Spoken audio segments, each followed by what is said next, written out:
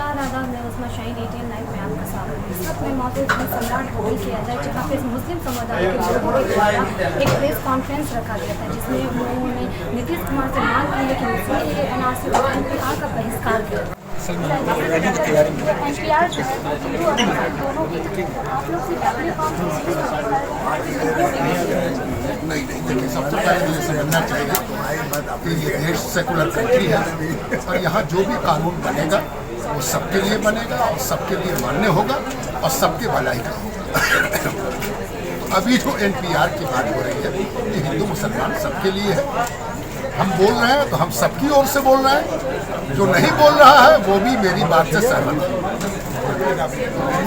तो आपको लगता है कि नीतीश कुमार इस पर कोई फैसला लेगा?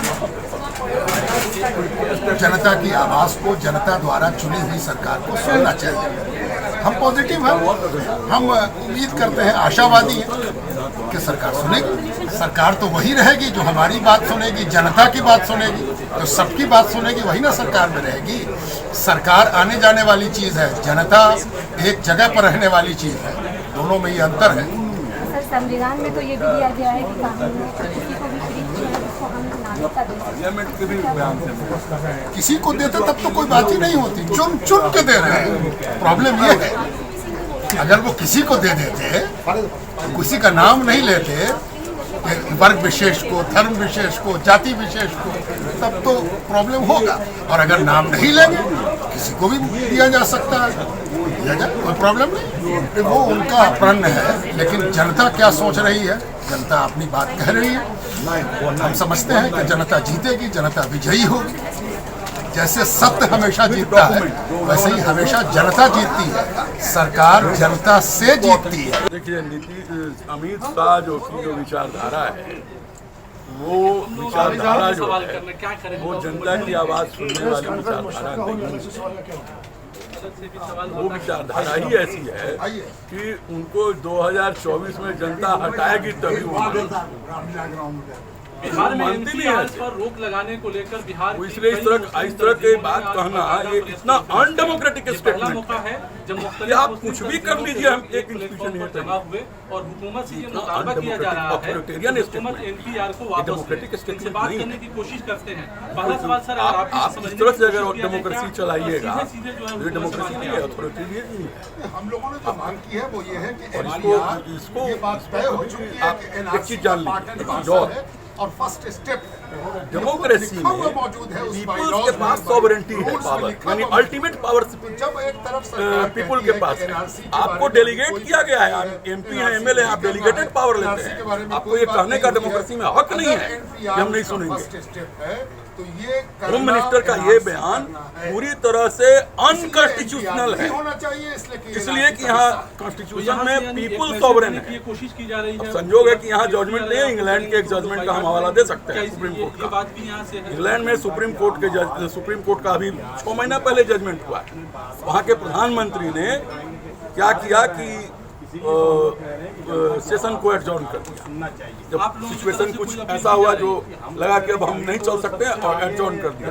सुप्रीम कोर्ट ने कहा कि आपको सेशन को एडजॉर्न करने का कोई राइट नहीं है। और यहाँ आप जानते हैं कि मुख्यमंत्री हो या प्रधानमंत्री चाहते हैं कि जितना कम चले सेशन वही अच्छा है। तो बात तब सुप्रीम कोर्ट ने, इंग्लैंड का जो सुप्रीम कोर्ट ने कहा कि पीपल के पास सॉवरेंटी है डेमोक्रेसी में, आप मनमाने ढंग से नहीं चला सकते। लोग सड़कों पे हैं, महिलाएं रोड पे हैं। इंदिरा जी ने भी कहा था जयप्रकाश जी को कि चुनाव में सलट लीजिए, एनपीआर कराएं या नहीं कराएं, यही कहा था कि हमको 5 साल के लिए जनता चुनी है, 5 साल हम राज करेंगे, आप चुनाव में सलट करेंगे। इंदिरा जी का क्या हाल है? अमित शाह उससे भी आगे चले गए मोदी जी। सर, आने वाले चुनाव पे इसका कोई असर पड़ेगा क्या? आने वाले चुनाव में हो रहे जनता उनको उखाड़ेगी, निश्चित रूप से उखाड़ेगी। हम नहीं कर रहे हैं, निश्चित रूप से उखाड़ेगी। ये ट्रेंड बता चुका, एक के बाद एक सारे विधानसभा चुनाव हार रहे हैं और बिहार में भी हारेंगे। आप नोट कर लीजिए, दरभंगा की घटना को बहुत सीरियसली हम ले रहे हैं। दरभंगा की जो घटना है वहाँ हम लोग बताए नहीं, अलघराव शुरू हो गया।